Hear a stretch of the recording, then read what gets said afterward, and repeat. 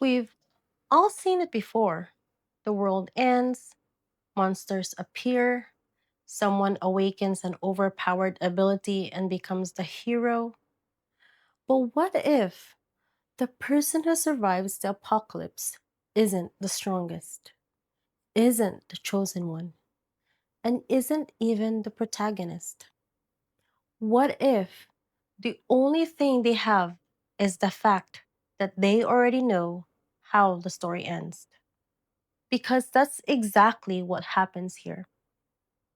This is a massive, epic tale written by a famous author duo called Sing and Song.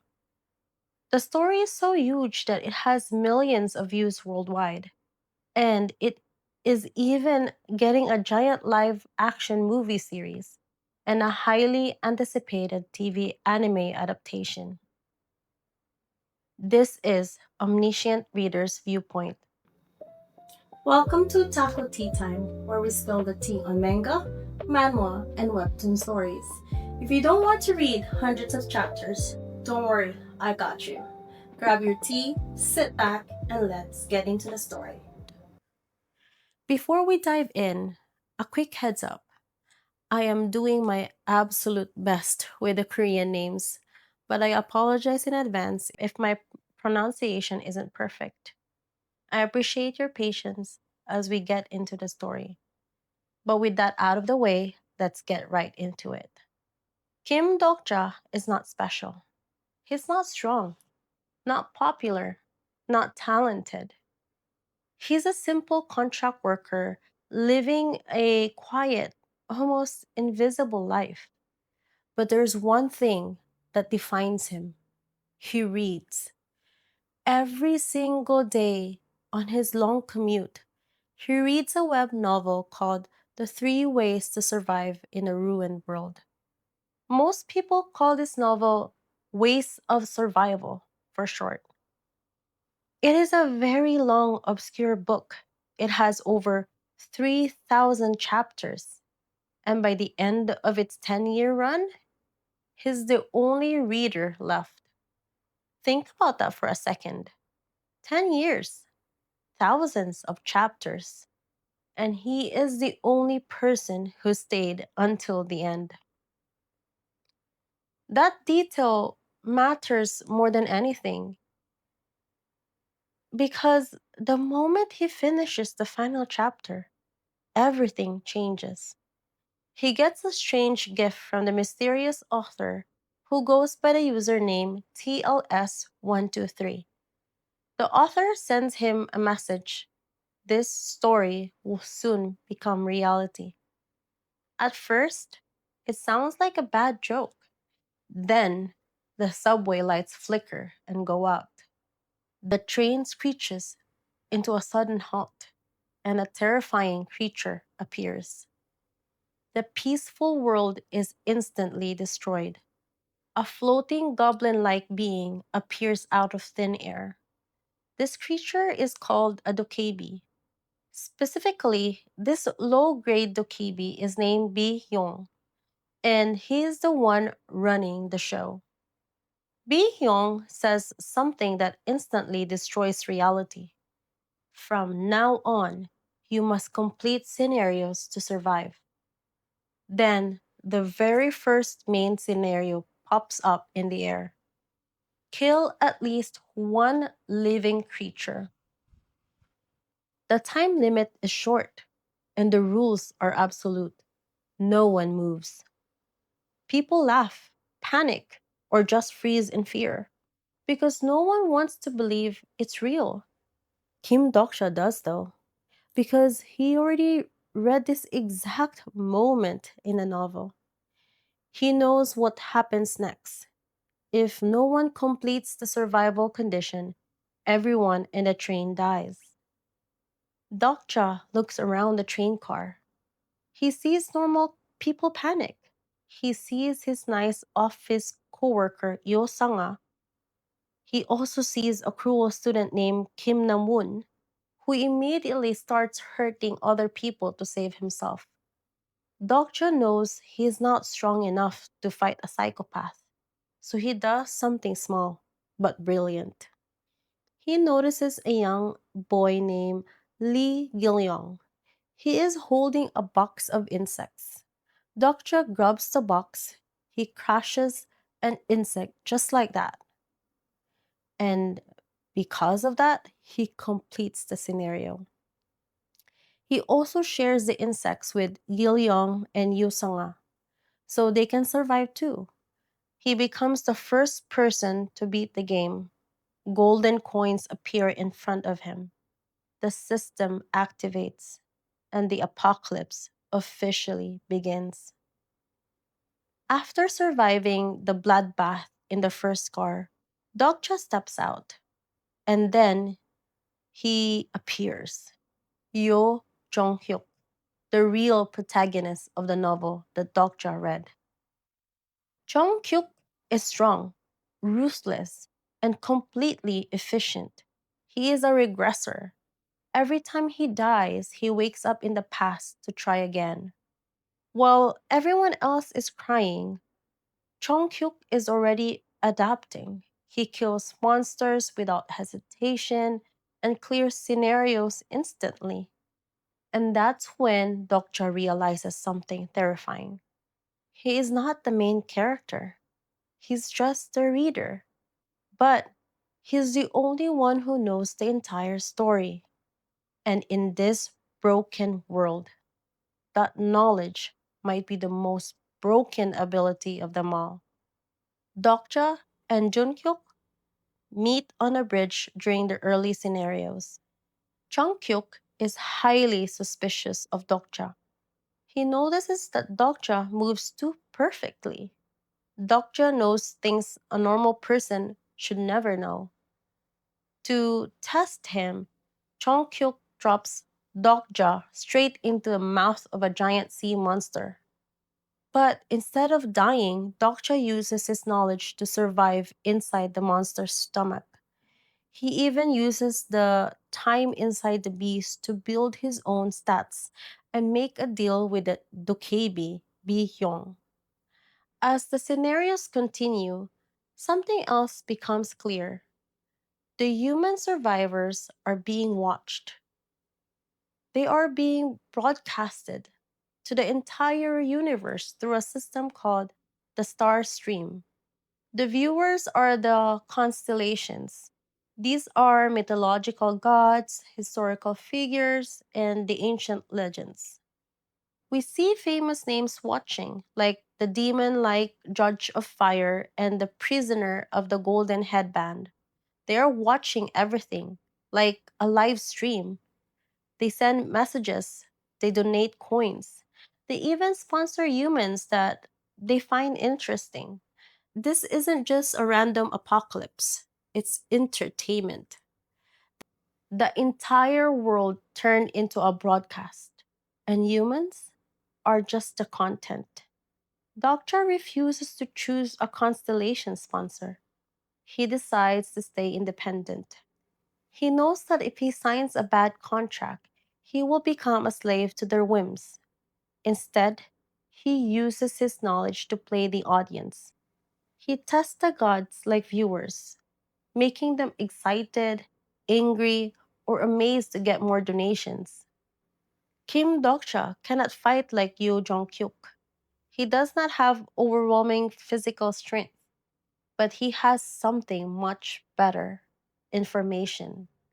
He uses a special system skill called the Omniscient Reader's Viewpoint. This allows him to see the hidden attributes, stats, and even the innermost thoughts of people around him. He knows future events, hidden items, character weaknesses, and scenario mechanics. He's basically walking around with a complete cheat guide to the apocalypse. He navigates hidden dungeons like the dangerous theater dungeon. He triggers hidden scenarios that normal people would never find. These secret paths give him extra coins, rare items, and story fragments.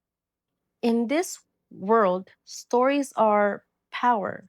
The more historic and grand narrative weight you carry, the stronger you become. But here is the big problem.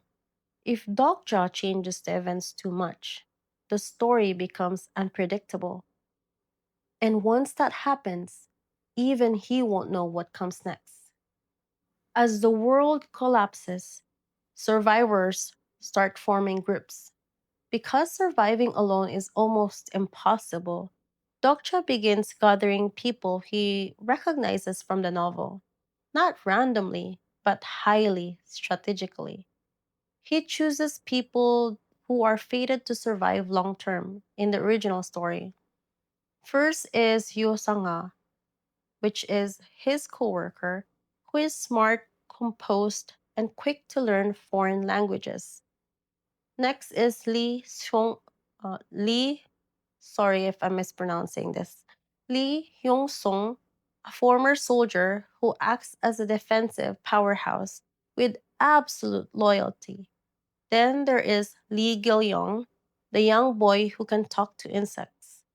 Gil Young becomes their eyes and ears using bugs for scouting, tracking, and gathering intel. And finally, he finds Jung Heewon, a woman left for dead in the dangerous Geumho Station. This is where Dokja separates himself from Yoo Joonghyuk. Jonghyuk chooses to survive alone, but Dokja builds a real team. One of the earliest major turning points happens at Geumho Station. The station is controlled by corrupt humans who abuse the weak survivors. Jung Heewon is trapped in a dangerous zone filled with poison gas. Dokja steps in to help her. She gains a powerful skill, the Judge of Evil. This skill is linked to her sponsor, the demon like Judge of Fire. It allows her to punish those who are truly wicked, but there's a massive risk. If she judges incorrectly, she pays a terrible price. Doksha leads her into a direct confrontation with the criminals. He doesn't just stop the violence, he lets it happen because he knows this extreme moment is how she awakens her true potential. See, she executes the bad guys. And just like that, morality in this world changes forever. There are no laws anymore, only power and judgment. In the star stream, coins become everything. They are used for upgrading stats, buying skills, getting items, making contracts, and buying survival. Dokja spends his coins very carefully because he knows what matters later in the story. He builds himself completely different from the standard hunters. Instead of raw physical strength, he builds utility, adaptability, manipulation, and most importantly, control over the narrative itself. By the end of the early scenarios in the Soul Dome, everything begins to change. The original novel is no longer following the exact same path. Events are shifting, outcomes are changing. Even Dokja doesn't know what happens next. And that is when the real danger begins. Because now there is no more guide. Kim Dokja started as just a simple reader, a total nobody. But in a world where stories control reality, the one who knows the story can change everything. The subway was just the beginning. The early scenarios were just the setup. From here, the scale of the world completely explodes. The player gets much stronger, and the story becomes something completely new. Now, let's spill some extra tea on why this opening arc of Omniscient Reader's Viewpoint is so amazing. First off, we have to talk about the incredible world building. Most survival stories just give you a generic system or random monsters dropping from the sky. But ORV does something completely unique by turning the apocalypse into a live stream broadcast for gods. Think about it. The constellations are literally acting like a modern internet audience. They get bored if things are too slow. They donate currency when they see a good fight. And they get angry when the main characters don't do what they want. It is a brilliant satire of modern streaming culture mixed with ancient mythology. It makes the system feel alive and intentional rather than just a random video game mechanic. Second, we have to look at Kim Dokja as a protagonist. He is the ultimate subversion of the standard overpowered hero. He isn't a master swordsman like Yoo Joonghyuk. He doesn't have a legendary warrior spirit guiding him. His literal superpower is that he is a nerd who read a 3,000 chapter book to the very end. What makes early on so satisfying is watching him outsmart the system. He understands that in the star stream, being interesting is just as important as being strong. He doesn't try to save everyone with a cheesy speech, but he also doesn't become a complete monster. He just uses his information to build a perfect path to survival. Finally, the dynamic between Dokja and Jungkook is pure gold. You have Jungkook, who has regressed multiple times, carrying the heavy mental trauma of seeing the world end over and over again. He is cold, distant, and expects everyone to betray him. And then you have Dokja, a random guy who shouldn't even be important, messing up the timeline and changing who lives and dies. They are not friends, but they need each other to reach the true ending of the story. It sets up one of the best partnerships in all of manhwa, and the stakes are only going to get crazier from here. Leave a comment below telling me your favorite character so far. That's all for today. Thank you for watching. Bye! If you enjoyed the story, don't forget to like and subscribe for more manga, manhwa, and webtoon summaries. And I'll see you next time for more Otaku Tea Time. Bye!